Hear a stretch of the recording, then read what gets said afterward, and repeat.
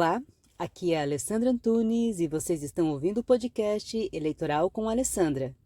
Sejam muito bem-vindos. Como vocês estão? Espero que estejam bem. Hoje eu vou mudar um pouquinho o tópico da nossa conversa. Em vez de falar sobre prestação de contas eleitorais, irei abordar o tema pré-campanha eleitoral. Eu pretendo continuar a conversar com vocês sobre prestação de contas. Mas essa semana entrou no cartório em que eu trabalho uma representação que envolvia pré-campanha. E por isso eu tive que estudar o assunto para ajudar o juiz com material para que ele pudesse decidir.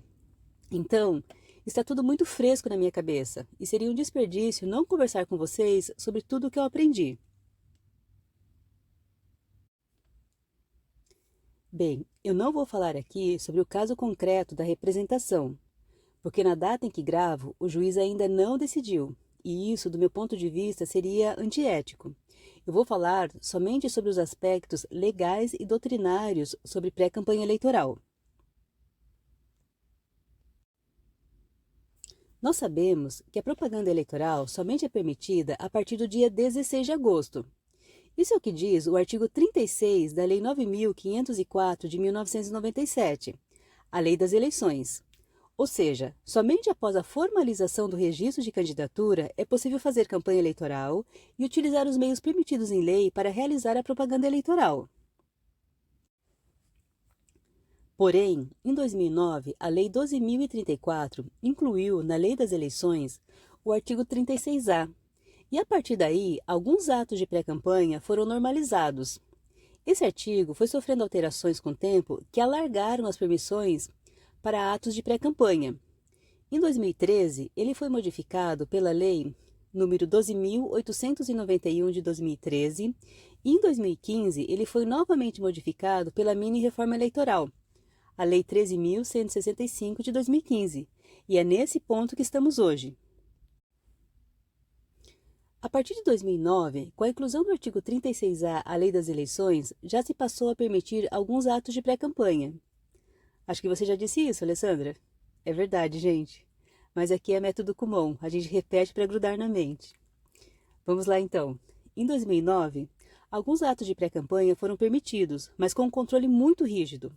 Naquela época, o TSE entendia que para que ficasse caracterizada a propaganda eleitoral antecipada, bastava que a pessoa anunciasse sua pré-candidatura, mesmo que de forma implícita, usando qualquer meio de comunicação e independentemente de pedido de voto.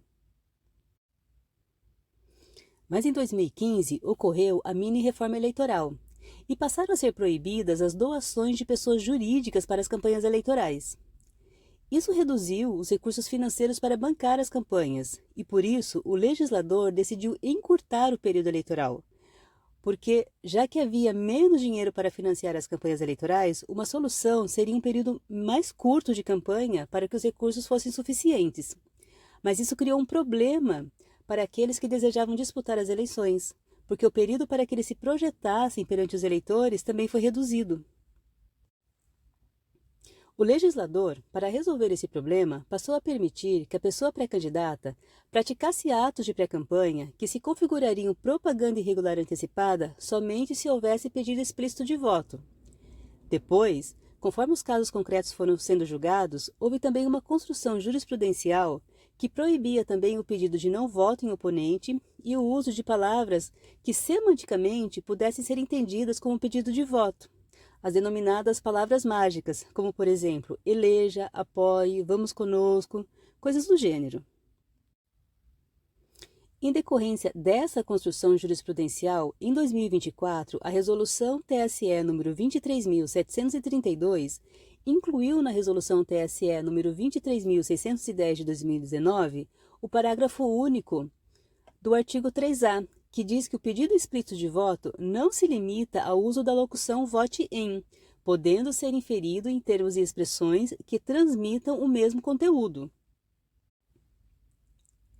Então, a partir de 2015, o artigo 36A da Lei das Eleições passou a permitir a menção à pretensa candidatura, a exaltação das qualidades pessoais da pessoa pré-candidata e a realização de alguns atos específicos sobre os quais falaremos à frente, mas tudo isso sem que houvesse o pedido de voto. E já lá em 2013, também foi permitida a cobertura pelos meios de comunicação social, inclusive via internet, dos atos de pré-campanha. Vamos falar agora sobre os atos expressamente permitidos pelo artigo 36A da Lei das Eleições na pré-campanha e também pelo artigo 3º da Resolução TSE número 23.610 de 2019. Entre os atos de pré-campanha permitidos está a participação de filiados a partidos políticos ou de pré-candidatos em entrevistas, programas, encontros ou debates em rádio, televisão e internet. Inclusive, nessas oportunidades, a pré-candidata ou pré-candidato podem expor suas plataformas e projetos políticos. A única regra é que as emissoras de rádio e de televisão devem dar tratamento isonômico às pessoas pré-candidatas. Também é possível a divulgação de atos de parlamentares e debates legislativos. E a pessoa pré-candidata pode ainda divulgar o posicionamento pessoal sobre questões políticas e, segundo o inciso 5 do artigo 3º da Resolução TSE número 23.610 de 2019, com redação dada pela Resolução número 23.732 de 2024, esses posicionamentos políticos, eles podem ser divulgados em shows, apresentações, performances artísticas, redes sociais, blogs, sítios eletrônicos pessoais e aplicativos. É possível ainda, a partir do dia 15 de maio do ano eleitoral, arrecadar recursos para a campanha eleitoral por meio do financiamento coletivo de campanha, também chamada de vaquinha virtual. Se você quer saber mais sobre isso, eu fiz um episódio sobre esse assunto. Ouve lá. A lei também permite alguns atos partidários durante a pré-campanha. Podem ser realizadas, durante o período de pré-campanha, prévias partidárias, a distribuição de material informativo aos participantes das prévias e a divulgação dos nomes dos filiados que participarão da disputa na prévia, bem como a realização de debates entre os pré-candidatos. Ainda é permitida a realização de reuniões de iniciativa da sociedade civil, de veículo ou meio de comunicação ou do próprio partido, em qualquer localidade, para divulgar ideias, objetivos e propostas partidárias. Nesse caso, os gastos eventualmente realizados devem ser pagos pelos partidos políticos e informados na prestação de contas anual. Aí vocês devem estar pensando, agora ficou fácil distinguir quando é propaganda eleitoral antecipada e quando é ato de pré-campanha. Mas infelizmente não é bem assim, meus amigos, porque na análise do caso concreto não basta ter o pedido de voto. Também não pode ter o uso de palavras que infiram o pedido de voto, como já comentei aqui, as tais palavras mágicas. Por exemplo, o TSE entendeu que o uso das expressões no dia 2 de outubro, não vão se esquecer, vamos juntos, vem comigo, caracterizou o pedido implícito de voto. Também já entendeu que dizer vamos eleger é uma forma dissimulada de pedir voto. Existem muitos outros exemplos que podem se caracterizar como palavra mágica. Se vocês forem lá no site do TSE e pesquisarem em jurisprudência o termo palavras mágicas, acharão vários julgados que tratam do assunto. Então, naqueles casos em que não houver o pedido explícito de voto ou de não voto, identificar o uso de palavras mágicas exige certo subjetivismo e caberá a cada juiz decidir sobre o assunto. E não é uma tarefa muito fácil. Existem outras dificuldades. Por exemplo, o TSE, por meio de voto do ministro Barroso, já decidiu que a propaganda eleitoral antecipada somente será ilícita quando houver a presença de pedido explícito de voto, a utilização de formas proscritas durante o período oficial de propaganda, a violação ao princípio da igualdade de oportunidades entre os candidatos. Aliás, o artigo 3A da Resolução TSE número 23.610 de 2019 diz que considera-se propaganda antecipada passível de multa aquela divulgada extemporaneamente, cuja mensagem contenha pedido explícito de voto ou que veicule conteúdo eleitoral em local vedado ou por meio forma ou instrumento proscrito no período de campanha. Nesse caso, se houver a presença de pedido explícito de voto, fica fácil identificar a propaganda eleitoral antecipada. Mas no caso de utilização de forma proscrita durante o período oficial de campanha ou violação ao princípio da igualdade de oportunidades entre os candidatos, é bem mais difícil. E eu vou explicar por quê. Vamos tomar como exemplo a utilização de material gráfico durante a pré-campanha. Será que a pessoa pré-candidata pode usar desse instrumento para divulgar a sua pré-candidatura? Essa é uma questão importante porque o artigo 21, parágrafo 1º da Resolução TSE nº 23.610 de 2019 estabelece que todo material impresso de campanha eleitoral deverá conter o número de inscrição no CNPJ ou o número de inscrição no CPF da pessoa responsável pela confecção, bem como de quem a contratou, e a respectiva tiragem. Se esse artigo for levado a ferro e fogo, a utilização de material gráfico sem indicação do CNPJ ou do CPF da pessoa responsável pela confecção seria proibida durante o período de pré-campanha, já que é proibido durante o período oficial de propaganda.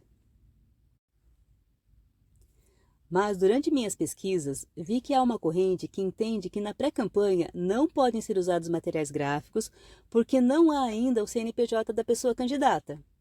Mas, por outro lado, encontrei decisões que consideram o uso desse material na pré-campanha como um indiferente eleitoral, ou seja, não está na alçada da Justiça Eleitoral e não viola nenhuma prescrição legal.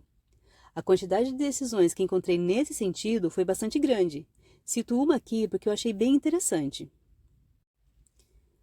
No processo 0600 033 30 2024 6 26 0013, e eu estou citando aqui esse número enorme de processo para que, se vocês tiverem interesse em procurá-lo, vocês consigam encontrá-lo. Bem, esse processo é do TRE São Paulo e a relatora, Maria Cláudia Bedotti, entendeu como indiferente eleitoral o uso, no período de pré-campanha, de adesivo em automóvel contendo a foto, nome, perfil em rede social e menção ao atual mandato de vereador no município de Araraquara, independente do adesivo conter CNPJ ou CPF da pessoa responsável pela confecção. Então, o que se vê que essa questão ela vai exigir uma certa análise crítica do juiz eleitoral para que ele se posicione entre uma ou outra corrente. O mesmo acontece quanto à violação ao princípio da igualdade de oportunidades entre pré-candidatos e pré-candidatas. Como fazer a mensuração da igualdade de oportunidades na pré-campanha? No período oficial de campanha, há a limitação de gastos para que todos possam usar das mesmas armas para se sagrar vitorioso. Na pré-campanha, não existem limites definidos para gastos, embora a jurisprudência se pronuncie no sentido de que os gastos nessa fase devem ser moderados. Inclusive, a Resolução TSE número 23.610 de 2019, no artigo 13b, quando lista os requisitos para que seja permitido o impulsionamento na pré-campanha, cita que os gastos devem ser moderados. No entanto, não existem parâmetros determinados em lei, em termos de valores. Alguns citam que na pré-campanha não pode ser gasto mais do que o limite permitido na campanha oficial. Eu acho isso muito razoável, mas de qualquer maneira, pelo menos por enquanto, essas são questões que ainda devem ser melhor discutidas, tanto pela jurisprudência quanto pelo legislador, para que fiquem mais claras e objetivas. De qualquer maneira, o que eu pude perceber da pesquisa que eu fiz sobre pré-campanha eleitoral, e eu li vários julgados, eu comprei um livro que trata do assunto, li o livro inteiro, eu quase me matriculei no curso da professora Ana Mendes de propaganda eleitoral, porque ela tem um tópico que fala só sobre pré-campanha. Depois eu demovi a ideia, porque nós estamos entrando num período bem intenso, né, da justiça eleitoral, e eu ainda estou fazendo pós em direito eleitoral. Achei que ia ficar muita coisa para administrar, vai ficar mais para o futuro. Mas de toda essa pesquisa que eu realizei, o que eu pude perceber é que existe uma tendência de se dar maior liberdade às pessoas pré-candidatas para que elas possam projetar sua imagem perante os eleitores, e também para que seja dada oportunidade aos eleitores de conhecer melhor as pessoas que pretendem disputar o pleito. Ou seja, privilegia-se a liberdade de manifestação e de informação. E só para fazer um apanhado de tudo que nós vimos até aqui, a pessoa pré-candidata tem liberdade para fazer menção à sua pré-candidatura, ou seja, ela pode dizer que tem a pretensão de concorrer nas eleições. Ela pode exaltar as suas qualidades pessoais, ou seja, fazer o seu marketing, né, já que a publicidade é a alma do negócio. Ela pode divulgar seu posicionamento pessoal sobre questões políticas. O que ela não pode fazer? Pedir voto de modo explícito ou implícito, ou pedir o não voto em algum oponente. É isso aí, meus amigos. Eu espero que vocês tenham gostado. Bem, a partir do dia 15 de agosto, como vocês sabem, a Justiça Eleitoral trabalha sem interrupção. E eu sigo trabalhando aos sábados e domingos até o dia 19 de dezembro, porque a zona eleitoral em que eu trabalho é competente para o julgamento das contas de campanha. E por isso eu não sei se eu conseguirei gravar podcast nesse período. Eu vou fazer um esforço, mas talvez eu não consiga ser tão regular. Eu espero que vocês me perdoem por isso. Mas de qualquer forma, muito obrigada mais uma vez por vocês me ouvirem. Esse trabalho é muito importante para mim, porque está exigindo que eu aprenda muitas coisas para poder transmitir para vocês, e além disso, está me ajudando a desenvolver a habilidade de falar com as pessoas. Eu sempre fui muito tímida, muito retraída, introspectiva, e esse trabalho está me ajudando a me soltar nas conversas. Isso tem me dado certa segurança, está sendo bom. Então, por isso, eu agradeço imensamente quando vocês me ouvem, porque vocês estão me ajudando a aprimorar essa habilidade humana da comunicação. Por isso, eu só tenho a agradecer vocês. Muito obrigada mesmo. Bem, até o próximo episódio. Foi um grande prazer levar esse conteúdo para vocês. Espero que vocês tenham gostado. Grande abraço, até mais.